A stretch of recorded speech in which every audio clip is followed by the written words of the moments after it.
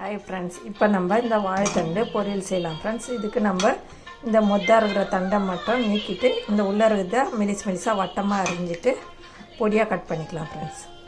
இப்போ இந்த மாதிரி பொடியாக கட் பண்ணி போட்டுக்கணும், நாரே இருக்கக்கூடாது. இப்போ பாருங்கள், இதெல்லாம் நாரே இல்லை பாருங்கள், இந்த மாதிரி நார் இல்லாத கட் பண்ணிக்கோங்க. இதுக்கு கொஞ்சமாக பைத்தம்பருப்பு ஆட் பண்ணிக்கோங்க. ஒரு 10 நிமிஷத்துக்கு முன்னாடி ஊற வச்சுக்கோங்க, அப்போ தான் டக்குன்னு வெந்துடும். வாழைத்தண்டு சீக்கிரம் வெந்துடும், அதனால் ஊற வச்சு போடணும்.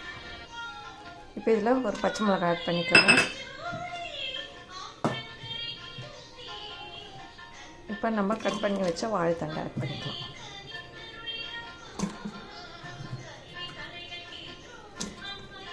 இப்போ இதுக்கு தேவையான அளவு சால்ட் ஆட் பண்ணிக்கலாம்.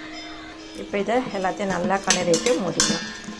5 நிமிஷம் வெந்தால் போதும் ஃப்ரெண்ட்ஸ், இல்லைன்னா ரொம்ப இழஞ்சிடும் இந்த பைத்தம்பருப்புலாம்.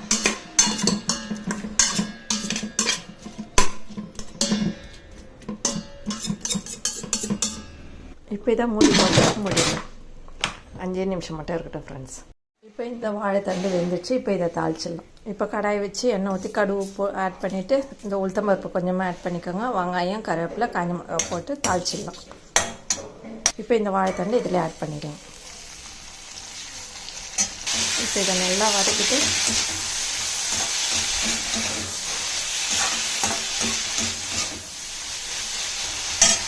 இப்போ இந்த ரன் பண்ண தேங்காவை இதில் ஆட் பண்ணிடுறேன்.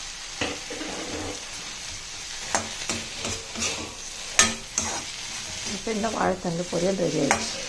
இந்த வாழைத்தண்டு உடம்புக்கு நல்லது ஃப்ரெண்ட்ஸ். கல் இருக்கிறவங்க அடிக்கடிக்கு இந்த வாழைத்தண்டை சேர்த்து சாப்பிடுங்க, கல் வெளியே வந்துடும். வாழைத்தண்டு பொரியல் ரெடி ஆகிடுச்சு ஃப்ரெண்ட்ஸ். இந்த வீடியோ பிடிச்சிருந்தால் லைக் பண்ணுங்கள், ஷேர் பண்ணுங்கள், சப்ஸ்கிரைப் பண்ணுங்கள் ஃப்ரெண்ட்ஸ். Tata bye bye. மீண்டும் அடுத்த வீடியோ சந்திப்போம்.